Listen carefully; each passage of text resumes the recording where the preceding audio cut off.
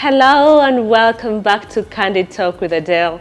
Still here to give you all your content on growth and accountability. And there are very many components in growth and accountability. We cannot break them down and finish them. But what I'm answering in these months, is all your questions. So please pay attention. And if you're wondering where I'm at, I am at the new Nanjing Hotel, which is located at the Lugogo bypass. If you're in Kampala, you know where that is, so please visit them. All their foods, their cuisines, the locations for meetings, very, very exciting. Give them a visit and you will enjoy it. Even for your families, those platters, everything is beautiful. You need to come here and try their services. You will not get disappointed. When they ask you, say Adele told me. All right, welcome back again, and I'm excited to be here. Last week we talked about what a leader is, a good leader is, but I did find it helpful to just tell you what a good leader should be and not tell you the styles that can make you that leader. So if you've been thinking about it and you ask yourself, what kind of leader are you? These are other comments or other leading thoughts you can add on to ask yourself or to verify what kind of leader are you now or what you want to be in the near future. So let's get into that conversation.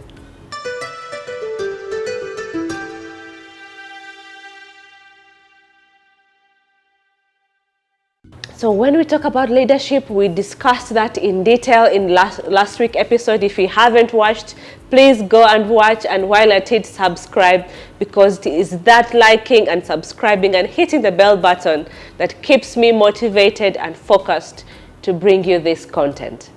So leaders have different styles of management. We are not the same people. You are not the same as your child, as your husband, as your mother, father. No, we all have different traits amongst ourselves, which make us unique people. Diversity, they call it. I mean, that's another topic of altogether. But we are all different. We believe in different things. We have different likes in terms of food, tradition, where we like to hang out. Some of us are extroverts, some of us are introverts. So we are different people. Now, being different means that if you're going to be a leader, there are different styles you have to apply. Now, some of us are very heavy and we go for the style that we're going to start with, which is the coercive style. The same way you're hearing it, it is coercive. You're threatening. You enter a place and everyone is shaking. My God, you park your car in the parking and everyone comes running. The boss has come, the boss has come. You manage your team with fear. You're using a coercive style. In some cases it works, but in most cases it will go against you. Now, what does the coercive style do? You're going to create a fear environment. People do not respect you, but they fear you. So some of us confuse the two. When people fear you, you think they are respecting you. People can fear you and then they don't respect you at all. The minute you step aside, the whole house is in chaos. The whole office is in chaos because all they do is fear you. When you're around, no one is talking. Everyone on their PC is working, or the children are busy doing their homework, or everyone is trying to make themselves busy, and the minute you step aside, everything goes back to the old order. You're using a coercive style. That style creates a bad environment of work, creates an environment where no one gives you feedback about yourself or even about what's happening around you. You find that you have to fish for information all the time, and that style can be your downfall if not managed properly. So some of us are using the coercive style, and in my own opinion, it is not a good style to use when you're a good leader. A good leader must have a style that works and involves everyone, and we're going to get to those styles as well. So the first one we talked about is the coercive style. The disadvantage of it, it creates an environment that makes everyone hate work. People wake up and asking themselves, I'm going to work, what am I going to do? The boss is coming in what time? Everyone is trying to find out information about you and your whereabouts, and when you're not around, everyone is calm and peaceful and doing their work.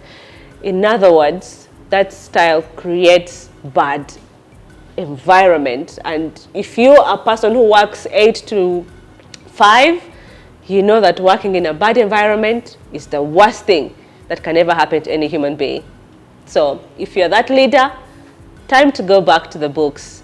Understand, where do you want to see yourself? Will that style lead you there?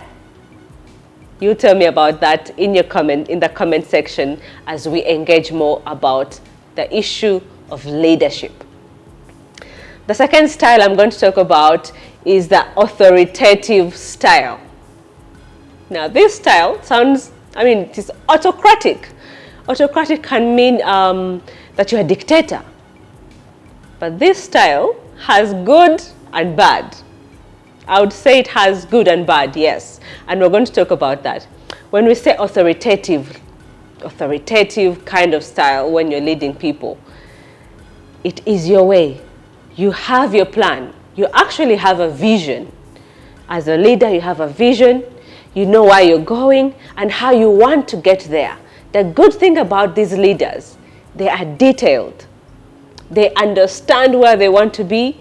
They are very meticulous with the methods they are using to reach there. They understand numbers. They know how to crunch them and give you solutions. That's a very good quality of a leader. You cannot leave it behind. These leaders are very, very detailed. They know the nitty-gritty of the business and they know where they want it to be. So they have a vision, which we talked about. They have a goal. They know how to get to that goal. The how is where the problem is. So the good side is that. The how is where the problem is because they're only thinking about it their way. You're going to follow my way. If you don't, there's a problem. You come late at 8, there's a problem. That leader is authoritative, but they know where they want to get to. So, are you that leader? When you're that leader, this is what happens to your team. Whether at home, at school, in your workplace, this is what happens. The team gets demotivated. How? Because every time they do something, you don't even appreciate it because it might not be done your way. You fail to see the strength and weaknesses of these individuals. You focus on your strength and your deliverables alone. And how you get there is your style. 2, you incapacitate their creativity and their innovativeness. No one thinks outside the box because they're trying to do things your way. You're being an authoritative person or a dictator. And in some scenarios, being a dictator is good. It gets things done. It gets things done, but you end up also creating a toxic environment if you're not careful. You see that the pros and the cons of this style? I like it because it has very good qualities around it in terms of being able to have confidence in a leader that is going to lead you to a certain goal. But this leader still creates fear, still creates his own style, fails to see his people, fails to see their strengths and weaknesses, and focuses on how they get to the goal. The welfare of the staff in most cases is not so keen to him or to her. But when it comes to results, he wants the results, she wants the results, and it is done that way. That leader is a dictator. Most of you call it dictatorship. But in some cases, it works. In some environments, it works. In some environments, it doesn't. You're going to be a leader who thinks about 5 years from now, not one who thinks about 3 months, 1 year, because you want to retain your top-notch talent. With this leadership, you're most likely going to lose some. Some of those people who are failing, who want to be creative, who want to think outside the box, will feel constrained and will opt to leave. and then you find yourself in a process where you're just hiring and people are leaving, you're hiring, people are leaving, but at the same time, you are a leader who has a vision. So authoritative leadership style is good and bad. And we shall see how to manage this to make sure we get some good quality leadership at the end of the day. So we've talked about the coercive style and the authoritative style that most of you call dictatorship or autocratic. Now we're going to talk about one of my favorites, the transformational leadership style. Just like you hear the word, transformational, this leader transforms, enters an organization or a family or a small business and starts analyzing the situation on the ground. This leader transforms that environment to one that is good to work in, one where employees are engaged, involved, and represented, to believe that their views are heard, to know that they are appreciated, to know that whatever they bring on the table will be listened to, considered or not considered with reason. That leader transforms an organization from one space to another without being coercive, without being too high-headed, but gets things done. This transformational leader has a vision, but also has people. He knows he can't implement this vision alone. By the way, no one is an island. You can never work alone in this entire world. In whatever you do, you need people to move with you. If you leave them behind, you will move alone. Taking credit alone as a leader is not good. When your team performs well, the leader shines. So you have to remember that. Move with a team, and I will be discussing teamwork later on as we go on in the next episodes as well. But this leader uses different styles as well. The transformative style can have something people call democratic part in it. It can have the coaching element in it, because good leaders are coaches. You want to coach people to grow in their roles, to be better.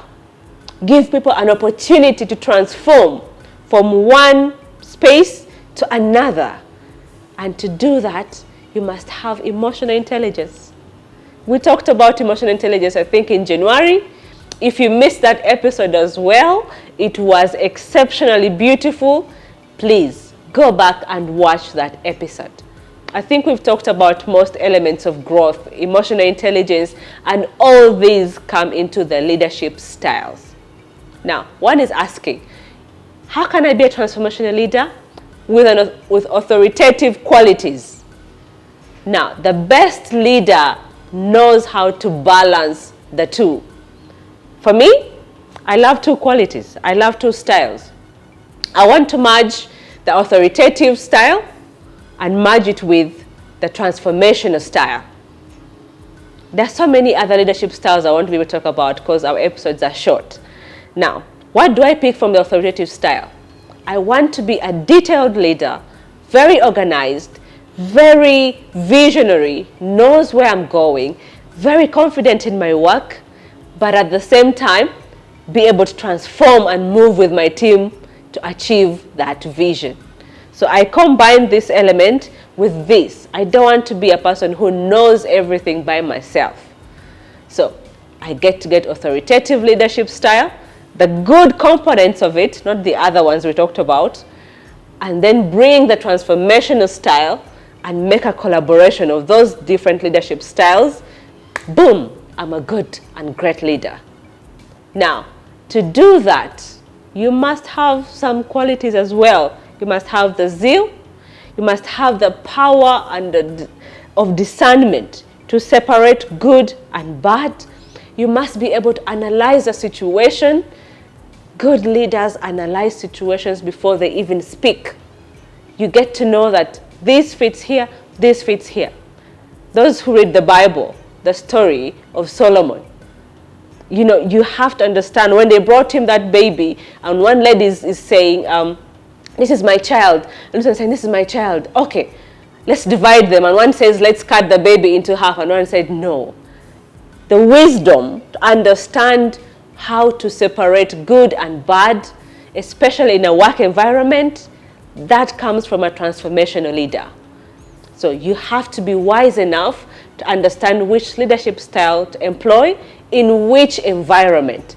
Some environments need the coercive style, some need authoritative totally, and some need to be in a space where it is transformational, where it is affirmative, where you need to be able to encourage people to come with you as you implement that goal. So there are so many leadership styles, but I thought I should talk about those so that you can separate and understand, where do I fall as a leader? Or if you want to be a future leader, where do you want to fall? Remember, situational analysis is important for you to know which leadership style to apply and at what stage. So, what leadership style are you going to be applying going forward? If you have been applying it, how are you going to improve it so you can be an exceptional leader and make a difference in your organization, in your business, in your family, or even with yourself? Or as you train your child to be a leader, what are you going to tell them so they can be accountable and grow in wisdom, but also be able to change the world in the future? Tell me in the comment section what leadership style stands out for you, and even those that we've left out, tell me and share so we can learn from each other. Thank you for watching. I do believe I'm answering your questions and you are getting this information. I'm going to do more research and learn more about leadership for yourself and for those around you. Thank you for watching. See you in the next episode when we get to talk about teamwork. Bye-bye.